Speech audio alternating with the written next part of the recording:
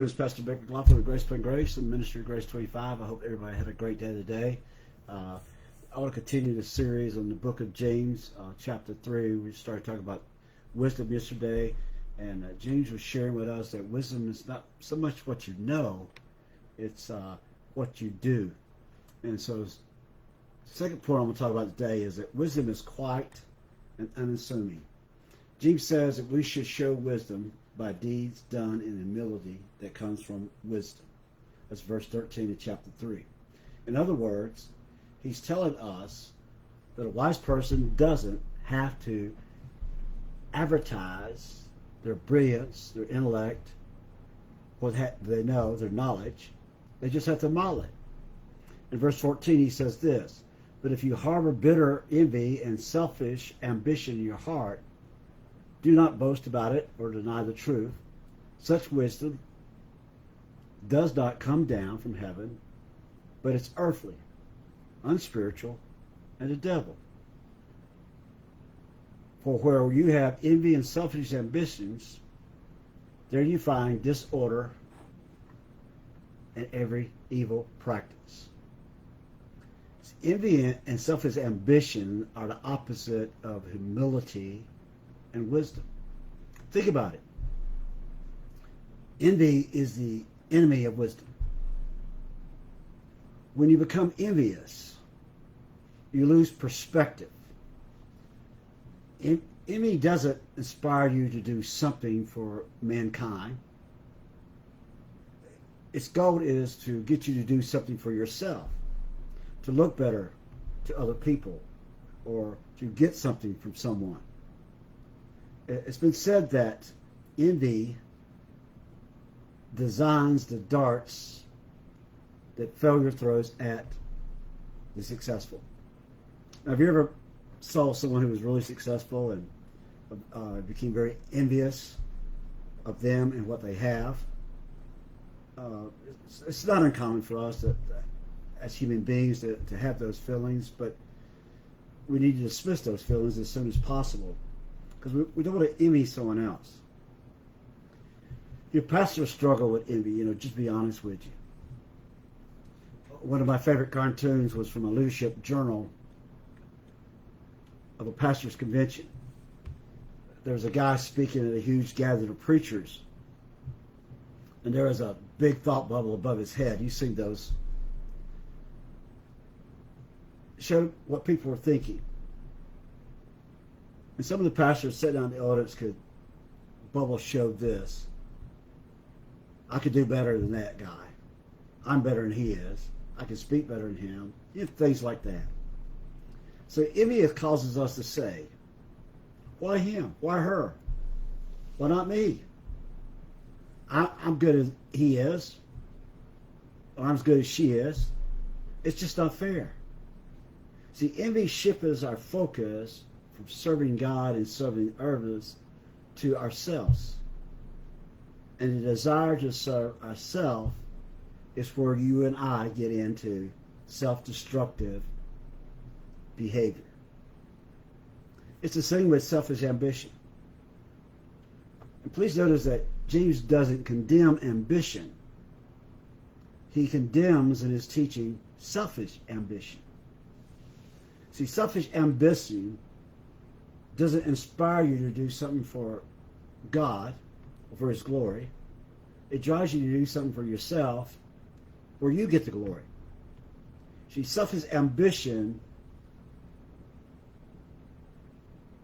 thrives on attention and on power, on recognition and rewards. It's not about serving other people.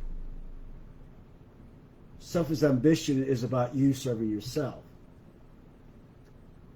And when you start serving yourself, you divorce yourself from wisdom.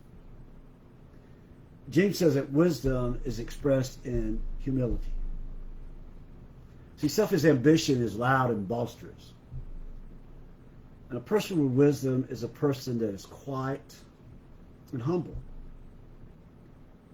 And if you're wise, you don't have to toot your own horn. Your wisdom will make you obvious. Proverbs says that a man that worketh will stand before kings. if you have wisdom and you do good work, then you can be recognized. And James says this because wisdom is better seen than heard. You know, people that know me know I'm a football fan. I particularly love college football, and Lou Holtz was one of my favorite coaches, among several that I envy. He was one of the most accomplished coaches in history in college football. He coached at 6 schools during his career. He never took over a team coming off a winning season.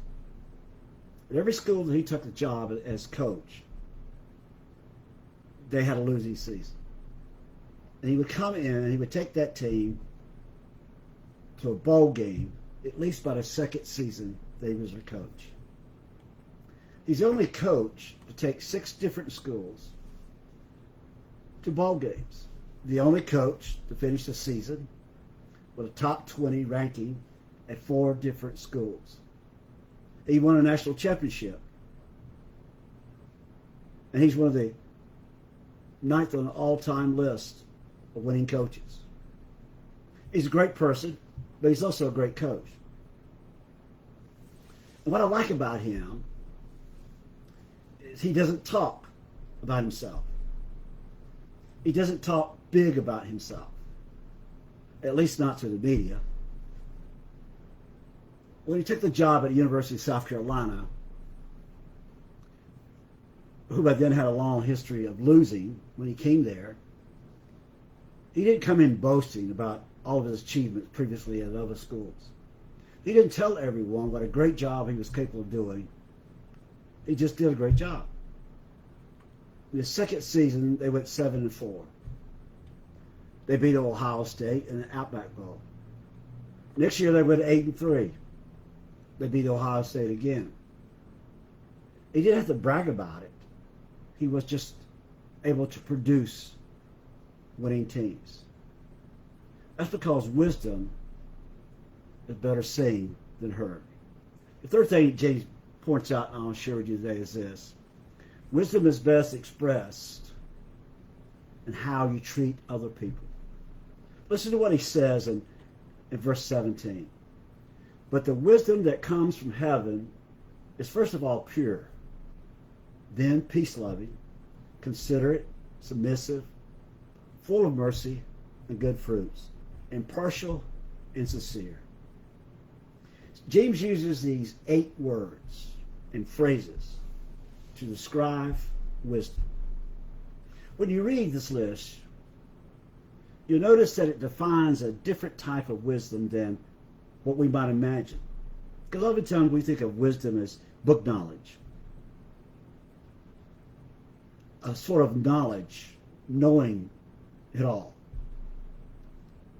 It indicates that wisdom is more like admitting that you don't know it all. He says, first of all, that wisdom is pure.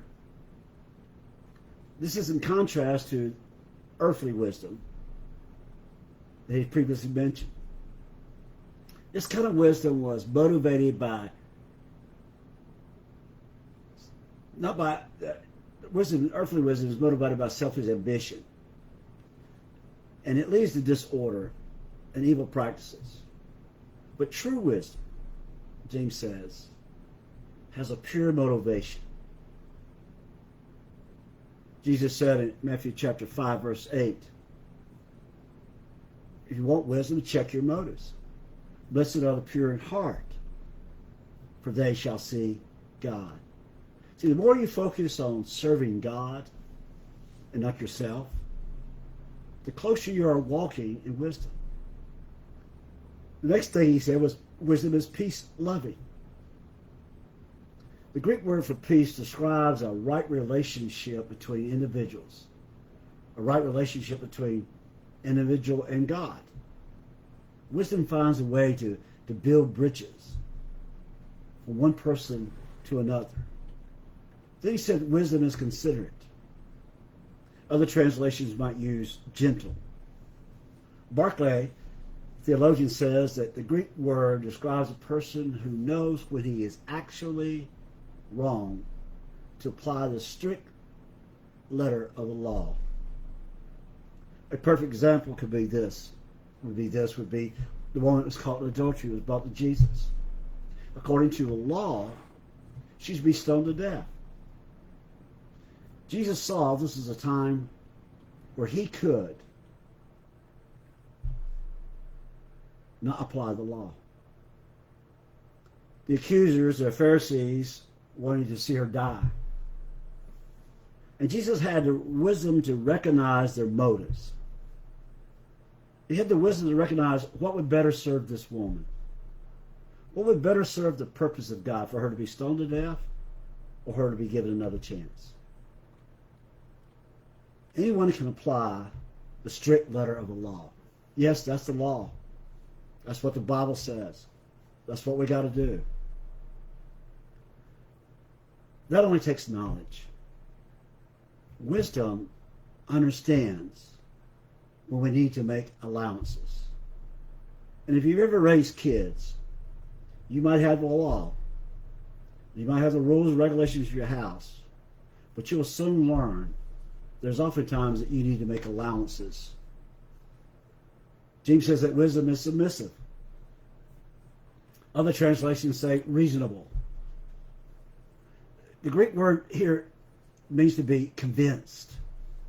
In other words, it's like the kind of person who doesn't think he's right all the time. He's willing to listen to both sides of the story before he draws a conclusion, even though he might have some foreknowledge what he's talking about. He goes on and says, wisdom is full of mercy and good fruit. See, James connects these two terms because they need to be connected. See, in the Greek, mercy means literally to have pity on someone who is suffering. And good fruit means following up on mercy with practical help. He's saying that the person who has wisdom helps those who are suffering. Then he goes on and says that wisdom is impartial. We're referring to treating everybody equally, without favoritism. You know, oftentimes we try to persuade people to do things. And we think that our knowledge is exactly right. And they should do exactly as we tell them. But that's how it is with politics. That's not how it is when you interact with real people.